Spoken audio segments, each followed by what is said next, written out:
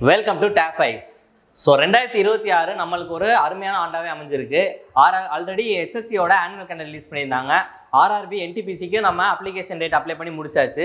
So இப்போ பார்த்தீங்க அப்படின்னா ஆர்ஆர்பி குரூப் டிக்கான நோட்டிஃபிகேஷன் இருக்குது. இந்த ஆர்ஆர்பி குரூப் டியை பொறுத்த வரைக்கும் ஒரு 3 செக்ஷன் நல்லா பார்த்தாலே போதும், ஈஸியாக பாஸ் பண்ணிடலாம்.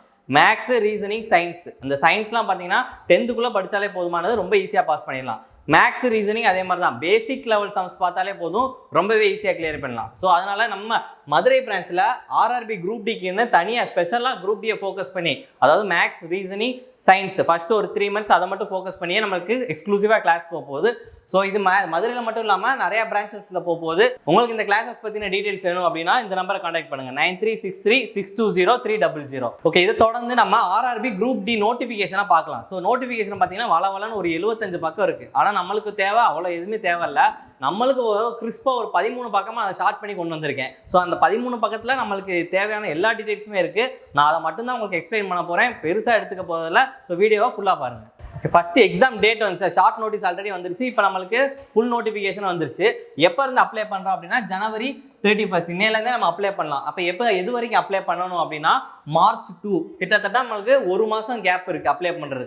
நம்ம எப்பயுமே ஒரு எக்ஸாம் எப்போ அப்ளை பண்ணணும் அப்படின்னா எக்ஸாம் டேட் போட்டு கரெக்டாக ஒரு 10 days அப்புறம் அப்ளை பண்ணோம் அப்படின்னா நம்ம எதை பண்ணணும் எதை பண்ணக்கூடாது அப்படின்ற டீட்டெயில்ஸும் கொஞ்சம் கரெக்ட் பண்ணிக்கணும். ஸோ அதை பண்ணிவிட்டு நம்ம இப்போ ஓபிசி சர்டிஃபிகேட்லாம் இருக்கும், அது ரொம்ப முக்கியம். இப்போ இது வரைக்கும் யாராவது ஓபிசி சர்டிஃபிகேட் வாங்கலை அப்படின்னா அவங்க வாங்கி வச்சிடணும். அப்போ ஓபிசி வாங்குறதுக்கு என்ன பண்ணணும், ஃபஸ்ட்டு இசேவை மையத்தில் நம்ம இன்கம் சர்டிஃபிகேட் வாங்கணும். அந்த இன்கம் வச்சு ஓபிசி சர்டிஃபிகேட் வாங்கணும். ஸோ இந்த ஓபிசி சர்டிஃபிகேட் யாரெல்லாம் வாங்கலாம் அப்படின்னா நம்ம ஸ்டேட்டில் பிசி, எம்பிசி, டிஎன்சி இவங்களாம் இருந்தாங்கன்னா அவங்களாம் சென்ட்ரலில் ஓபிசி லிஸ்ட்டில் வருவாங்க. அப்போ அவங்களாம் ஓபிசி நான் கிரீமி லேயர் அப்படின்னு வாங்கணும். இந்த ஓபிசி நான் கிரீமி லேயர் சர்டிஃபிகேட்டில் பார்த்தீங்கன்னா you does not belong to creamy layer அப்படின்னு சொல்லிட்டு இருக்கும். ஸோ அதனால அதுதான் does not belong to creamy layer அப்படின்னாலே ஆட்டோமேட்டிக்காக நான் கிரீமி லேயர் தான். ஸோ அது பார்த்துக்கோங்க.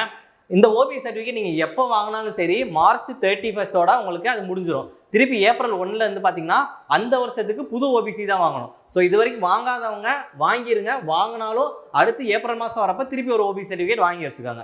அடுத்து வர எக்ஸாம்ஸுக்குலாம் அதுக்கு யூஸ் ஆகும். ஓகே, நீங்கள் அடுத்து பார்த்தீங்க ஃபீஸ் பேமெண்ட்டுக்கு வந்து சில பேருக்கு பிரச்சனையாக இருக்கும், அதனால அதுக்கு ஒரு 2 நாள் கொடுத்துருக்காங்க. அதனால் அப்ளை பண்ணுறது எல்லாருமே மோஸ்ட்டாக மார்ச் வரைக்கும் போகாதீங்க, February எண்டுக்குள்ளே மோஸ்ட்டாக அப்ளை பண்ணி முடிச்சிருங்க. அடுத்து ஏதாச்சும் கரெக்ஷன் பண்ணணும் அப்படின்னா அதுக்கு ஒரு டேட் கொடுத்துருக்காங்க, ஒரு வாரம் டைம் கொடுத்துருக்காங்க கரெக்ஷன் விண்டோக்கு. நீங்கள் ஏதாச்சும் அப்ளை பண்ணுறப்ப மிஸ்டேக் அப்ளை பண்ணிட்டீங்க அப்படின்னா கரெக்ஷன் பண்ணுறதுக்கு டைம் கொடுத்துருக்காங்க. ஸோ மோஸ்ட்டாக அதனால தான் நான் சொன்னேன் எக்ஸாம் போட்டு ஒரு 10 நாள் கழிச்சே நீங்கள் அப்ளை பண்ணுங்கள் அப்படின்னு. ஏன்னா எதெல்லாம் வேணும் அப்படின்றத கொஞ்சம் கரெக்டாக எடுத்து வச்சுட்டு கரெக்டாக நம்ம டீட்டெயில்ஸ், நேமு, ஆதார் நம்பர் இதெல்லாமே கொஞ்சம் கரெக்டாக பார்த்து எடுத்து கொடுத்துருங்க. ஸ்கிரைப் டீட்டெயில்ஸுமே அதே தான் சொல்லியிருக்காங்க. இந்த டேட்டுக்குள்ளே March 15 19 நீங்கள் ஃபில் பண்ணியிருக்கணும் அப்படின்னு சொல்லியிருக்காங்க. அவ்வளோதான். சரி, ஓகே. இப்போ வேகன்சி அப்படின்னு பார்த்தீங்க அப்படின்னா 22,195 வேகன்சி. ஆக்சுவலாக இது மாதிரி 2 நோட்டிஃபிகேஷன் வந்துச்சு. 22,197 வேகன்சி அப்படின்னு சொல்லிட்டு வந்துச்சு.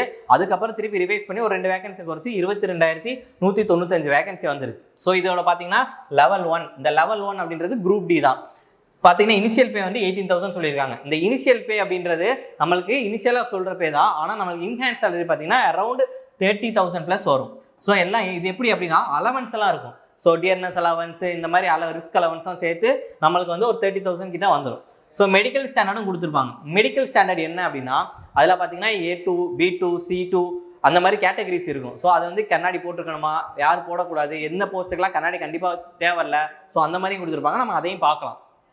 ஓகே, இதுதான் இப்போ வேகன்சி டீடைல்ஸ். பார்த்து ஏஜ் லிமிட். இப்போ இந்த ஏஜ் லிமிட் பார்த்தீங்கன்னா 18 to 33 சொல்லியிருக்காங்களா. இந்த ஏஜ் லிமிட் வந்து இது வந்து லோயர் ஏஜ் லிமிட், இது அப்பர் லிமிட். இது வந்து யாருக்கு அப்படின்னு பார்த்தீங்கன்னா ஜென்ரல் கேட்டகரி. அப்போ ஜென்ரல் கேட்டகரிக்கு தான் ஏஜ் லிமிட். ஒருவேளை ஓபிசியாக இருந்தீங்கன்னா 3 years ரிலாக்ஸேஷன் இருக்கும். இதே SC/ST இருந்தீங்கன்னா 5 years ரிலாக்ஸேஷன் இருக்கும். அதையும் கொடுத்துருப்பாங்க, நம்ம பார்க்கலாம் ஒவ்வொன்றா. ஸோ மெடிக்கல் ஸ்டாண்டர்ட்ஸ் பார்க்கலாம்.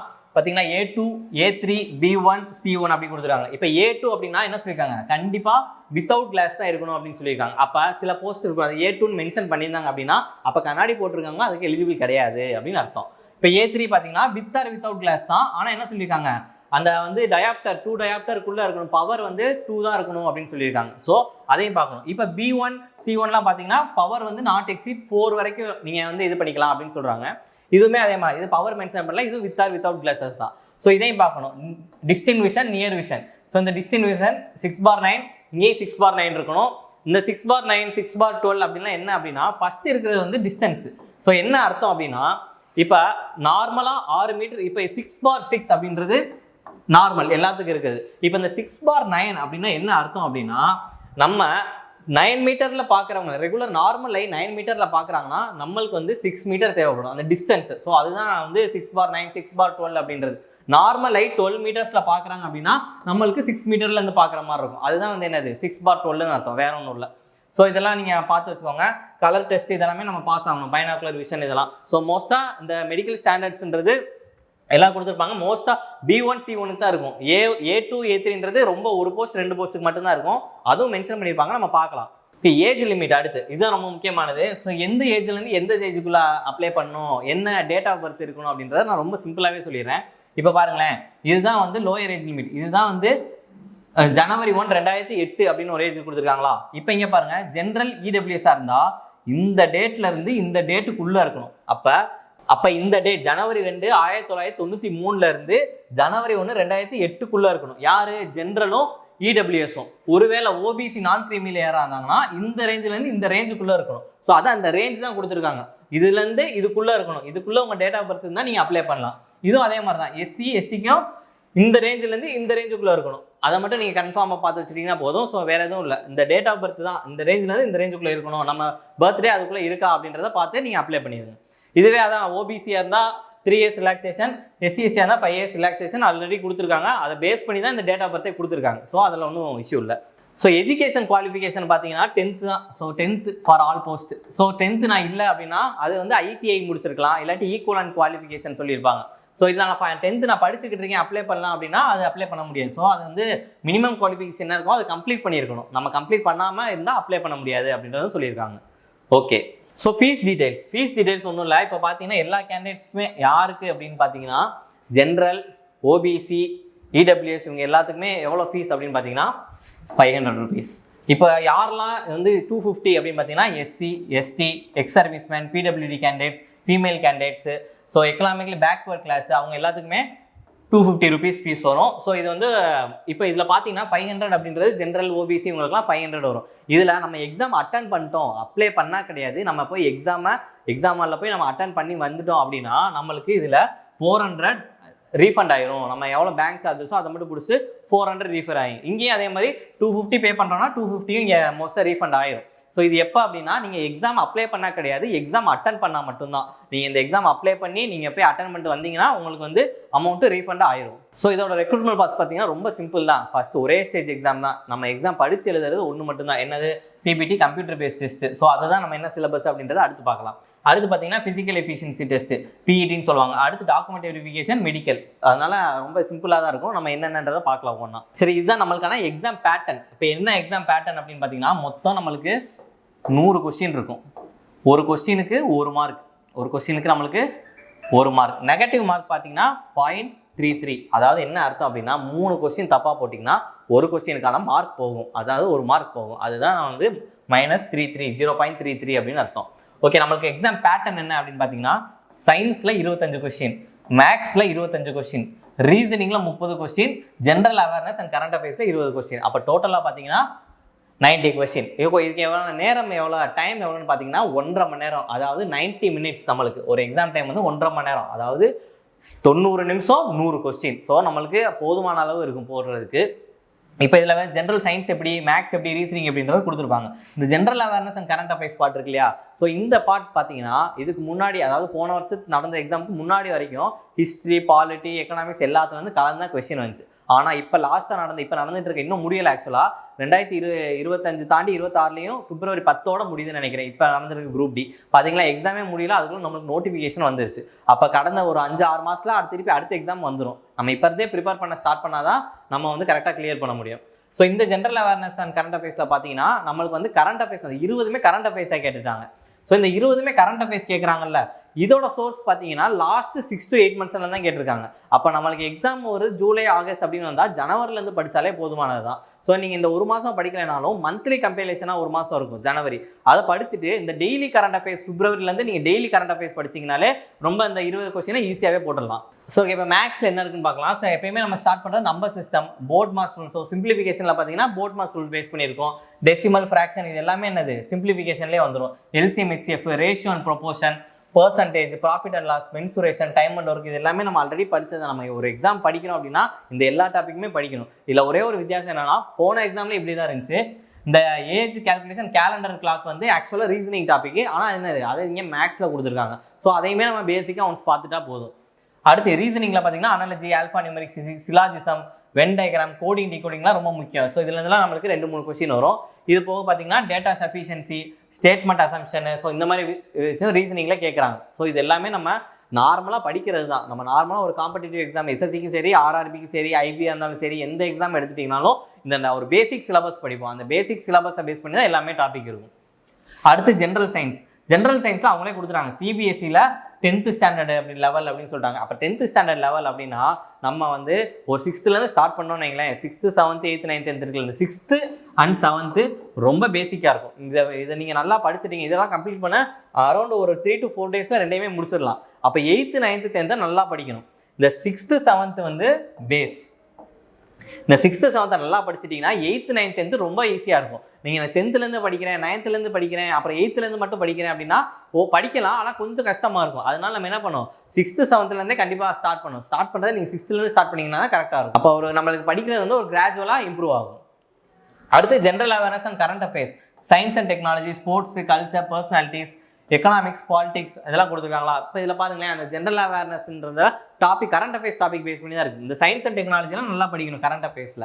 இப்போ எந்த மாதம் கரண்ட் அஃபேர்ஸ் வந்தாலும் நம்ம சயின்ஸ் அண்ட் கரண்ட் அஃபேர்ஸ் படிக்கிறதுமே நம்ம தேவையில்லாத படிக்கக்கூடாது. நம்மளுக்கு டாப்பிக்கில் என்ன கொடுத்துருக்காங்களோ அதை பேஸ் பண்ணி படித்தோம் அப்படின்னா கொஸ்டின்ஸ் அதுலேருந்து தான் வரும். இப்போ சயின்ஸ் அண்ட் டெக்னாலஜி அப்படின்னு படித்தோம்னா நம்ம வந்து ஸ்பேஸ் ரிலேட்டடாக படிக்கணும். இப்போ இதே ஸ்போர்ட்ஸ் அப்படின்னா நம்ம அவங்க எங்கேயாச்சும் ஈவெண்ட் நடந்திருக்கும், இல்லை ஏதாச்சும் ஒரு ஈவெண்ட் ஜெயிச்சிருப்பாங்க, அதை ஈவெண்ட் எங்கே ஹோஸ்ட் பண்ணாங்க, யார் நடத்தினா, அந்த மாதிரி படிக்கணும். ஸோ கல்ச்சர், பர்சனாலிட்டி எல்லாமே எக்கனாமிக்ஸ் இதெல்லாம் வந்து பட்ஜெட் போட்டிருந்தாங்கன்னா அது ரிலேட்டடாக படிக்கணும். அப்போ என்னது, இது எல்லாமே நம்ம மோஸ்ட்டாக இதை பேஸ் பண்ணி படிக்கணும் கரண்ட் அஃபேர்ஸை. அப்படி படித்தோம்னா ரொம்பவே ஈஸியாக இருக்கும். ஏன்னா கரண்ட் அஃபேர்ஸ் அப்படின்றது ஒரு கடல், எங்கேருந்து ஸ்டார்ட் பண்ணணும்னு தெரியாது. அதுக்கு நம்ம என்ன பண்ணோம், அவங்க என்ன கொடுத்துருக்காங்களோ அதுலேருந்தே ஸ்டார்ட் பண்ணிக்கணும் அப்படின்னு சொல்கிறேன். ஸோ அடுத்து பார்த்தீங்கன்னா ஃபிசிக்கல் பார்த்தீங்கன்னா மேல் ஃபீமேல் 2 பேருக்குமே கொடுத்துருக்காங்க. 35 kg வெயிட்டை தூக்கணும்னு சொல்கிறாங்க. இது வந்து ஒன்றும் இல்லை, சேண்ட் பேக் இருக்கும், ஒரு மண்ணு மூட்டை இருக்கும், அதை தான் 35 கிலோ தூக்கணும் அப்படின்னு இருக்காங்க. தூக்கி 100 மீட்டர் வந்து 2 நிமிஷத்தில் நம்ம கடக்கணுமா. இதுக்கு வந்து ஒரே ஒரு சான்ஸ் தான், மேலுக்கும் சரி ஃபீமேலுக்கும் சரி. ஆனால் இப்போ மேலுக்கு வந்து 35 kgனா ஃபீமேலுக்கு வந்து 20 kg தான். அதே 100 meters அதே 2 minutes தான். சரி, அடுத்து பார்த்தீங்க அப்படின்னா 1000 meters நம்ம வந்து ஓடணும். அதுக்கு பார்த்தீங்கன்னா இங்கே 4.25 நிமிஷம் கொடுத்துருக்காங்க. 4 நிமிஷம் 15 செகண்ட். ஃபீமேலுக்கு பார்த்தீங்கன்னா அதே 1000 meters 5 minutes 40 seconds தான். ஸோ இதுவுமே ரொம்ப ஈஸியாக தான் இருக்கும். நம்ம ஃபஸ்ட்டு எக்ஸாம்ஸ் கிளியர் பண்ணிட்டோம் அப்படின்னாலே இதெல்லாம் அடுத்தடுத்து நம்ம போயிடலாம், பிரச்சனை கிடையாது. ஸோ இதெல்லாம் தான் ஜோன்ஸ், நம்ம ரயில்வே ஜோன்ஸ், அகமதாபாத், அஜ்மீர். நம்மது பார்த்தீங்க அப்படின்னா சென்னை சதர்ன் ரீஜனில் வரும். ஆர்ஆர்பி சென்னை, govern.in இதெல்லாம் நம்ம எக்ஸாமே அப்ளை பண்ணுற மாதிரி இருக்கும். ஸோ இதுதான் நம்மளுக்கானது, சதர்ன் ரீஜன் சென்னை அப்படின்றது. ஸோ மொத்தம் நம்ம பார்த்தோம்னா 22,195 வேகன்சி அப்படின்றது. இதுதான் மொத்தமாக என்னெல்லாம் போஸ்ட் இருக்குது அப்படின்றது கொடுத்துருக்காங்க. Assistant TRT, traction and distribution அப்படின்னு சொல்லுவாங்க. அப்போ இது வந்து எலக்ட்ரிக்கல் டிபார்ட்மெண்ட் கீழே வருது. இதோட சப்டிவிஷனும் டிஆர்டி தான். ஸோ இதோட மெடிக்கல் ஸ்டாண்ட் பார்த்தீங்கன்னா B1 இருக்கணும். இது வித்தவுட் கிளாஸஸ் தான். இந்த வித்தவுட் கிளாஸஸ் அப்படின்றது A2 மட்டும்தான். ஸோ அந்த மாதிரி கொடுத்துருக்காங்க. மோஸ்ட் அந்த 2 போஸ்ட்டுக்கு மட்டும்தான் A2 A3 கொடுத்துருக்காங்க. மற்ற எல்லாமே B1 C1 இந்த மாதிரி தான் கொடுத்துருப்பாங்க. ஸோ மற்ற எல்லாருமே மோஸ்ட்டாக கண்ணாடி போட்டிருக்கவங்களும் இதுக்கெல்லாம் அப்ளை பண்ணலாம். Assistant operation electrical, assistant TL and AC. டிஎல்னா train lighting and AC air condition சொல்லுவாங்க. அசிஸ்டன்ட் எஸ்என்டி அது என்னது, signal and telecommunication, track maintenance, assistant bridge, carriage wagon, loco shed, permanent way. So இந்த மாதிரி எல்லாமே கொடுத்துருப்பாங்க. இதோட டிபார்ட்மெண்ட்டும் கொடுத்துருக்காங்க, அதோட சப்டிவிஷனும் கொடுத்துருப்பாங்க, அதோட மெடிக்கல் ஸ்டாண்டர்டும் கொடுத்துருக்காங்க. ஸோ இதோட குவாலிஃபிகேஷன் பார்த்தீங்கன்னா நான் சொல்கிற மாதிரி தான் ஆல்ரெடி 10th இல்லாட்டி ஐடிஐ, இல்லை அப்படின்னா அந்த ரயில்வேல ஒரு எக்ஸாம் கண்டக்ட் பண்ணோம். என்ஏசின்றத ஒரு அப்ரண்டிஸ் வந்து நம்ம ட்ரைனிங் எடுத்திருப்போம், அவங்க கொடுத்த ஒரு சர்டிஃபிகேட் வச்சிருக்கணும் அப்படின்னு சொல்லியிருக்காங்க. இதோட ஏஜ் லிமிட் பார்த்தீங்கன்னா 18 to 33. இந்த 18 to 33 அப்படின்றது ஜென்ரலுக்கு. ஸோ ஓபிசினா ஒரு 3 வருஷம் கூட இருக்கும், எஸ்சி எஸ்டினா 5 years கூட இருக்கும். ஸோ இதுதான் நம்மளுக்கு ஓவரால் கொடுத்துருக்காங்க. ஸோ அந்த மெடிக்கல் அந்த பர்சன் வித் பெஞ்ச்மார்க் டிசபிலிட்டி அவங்களுக்கும் கொடுத்துருக்காங்க. ஸோ யாரெல்லாம் இது எலிஜிபிள், யாரெல்லாம் நாட் எலிஜிபிள்ன்றதையும் அவங்க கொடுத்துருக்காங்க. ஸோ இதான் நமக்கு சென்னை ஜோனுக்கான வேகன்சி. ஸோ சென்னை ஜோனில் பார்த்தீங்கன்னா என்ன, அசிஸ்டன்ட் பிரிட்ஜுக்கு வந்து இன்ஜினியரிங் டிபார்ட்மெண்ட்டில் மொத்தம் வந்து ஜென்ரலுக்கு 7, எஸ்சிக்கு 3, எஸ்டிக்கு 1, ஓபிசிக்கு 5, இடபிள்யூஎஸ்க்கு 3, டோட்டலாக பார்த்தீங்கன்னா 19 வேகன்சி. ஸோ இந்த சிசிஎன்ஏ சர்டிஃபிகேட் வச்சிருக்கவங்களுக்கும் தனியாகவே அவங்களுக்கு வேகன்சி கொடுத்துருப்பாங்க. அரௌண்ட் 20% அவங்களுக்கு ஒரு ரிசர்வேஷன் இருக்கும் போஸ்டிங்கில். ஸோ அதையுமே அவங்க பிரித்து கொடுத்துருக்காங்க. ஸோ நம்மளுக்கு எந்தெந்த டிபார்ட்மெண்ட்டில் எவ்வளோ போஸ்ட் இருக்குது, ஜென்ரல் லெவலில், எஸ்சி லெவலில், எஸ்டி லெவலில், ஓபிசி லெவலில் எல்லாத்தையுமே பிரித்து கொடுத்துருக்காங்க. டோட்டலாக பார்த்தீங்கன்னா அரௌண்ட் 1036 கிட்ட வந்திருக்கு போஸ்டிங். ஸோ இது வந்து கூடவும் செய்யலாம், கண்டிப்பாக கூடவும் செய்யும். ஏன்னா இப்போ தான் நோட்டிஃபிகேஷன் வந்திருக்கு. கண்டிப்பாக எக்ஸாம் கண்டக்ட் பண்ணுறதுக்குள்ளே திருப்பி ஏதாச்சும் ஒரு ரிவைஸ்டு வேகன்சி போடுவாங்க, அதுவும் கண்டிப்பாக கூட தான் செய்யும். ஸோ நம்ம சென்னை ஜோனில் பார்த்தீங்கன்னா அரௌண்ட் 1000+ வேகன்சிஸ் இருக்குது. ஸோ இது எல்லாமே நம்ம சென்னை ஜோனுக்கான வேகன்சி, சென்னை ஜோனுக்கான டிபார்ட்மெண்ட் தான். ஸோ அவ்வளோ நோட்டிஃபிகேஷனில் நம்ம ரொம்ப முக்கியமான இன்ஃபர்மேஷன் எல்லாத்தையுமே பார்த்தாச்சு. இது எல்லாமே நான் வந்து மொத்த நோட்டிஃபிகேஷன் ஒரு 75 பக்கம் நோட்டிஃபிகேஷன்லேருந்து கம்பைல் பண்ணி ஒரு 13 பக்கமாக கொடுத்துருக்கேன். ஸோ இந்த நோட்டிஃபிகேஷனுமே நம்ம டிஸ்கிரிப்ஷனில் வைக்கிறோம். இது வேணுன்றவங்க டவுன்லோட் பண்ணி பார்த்துக்கலாம். ஏன்னா மற்ற எந்த இன்ஃபர்மேஷன் நமக்கு தேவைப்படாது. ஸோ நமக்கு தேவையான இன்ஃபர்மேஷன் எல்லாமே இதில் இருக்கும், நீங்கள் டவுன்லோட் பண்ணி பார்த்துக்கலாம். ஸோ இந்த மாதிரி நியூ பேட்ச் நம்ம ஸ்டார்ட் பண்ணுறோம். ஸோ நியூ பேட்ச் ஜாயின் பண்ண நினைக்கிறவங்க அந்த நம்பர் காண்டாக்ட் பண்ணிங்கன்னா உங்களுக்கு மேலும் இன்ஃபர்மேஷன் அதில் சொல்லுவாங்க. ஸோ வேறு ஏதாச்சும் உங்களுக்கு டவுட் இருக்குது அப்படின்னா கமெண்ட் செக்ஷனில் கமெண்ட் பண்ணுங்கள். தேங்க்யூ.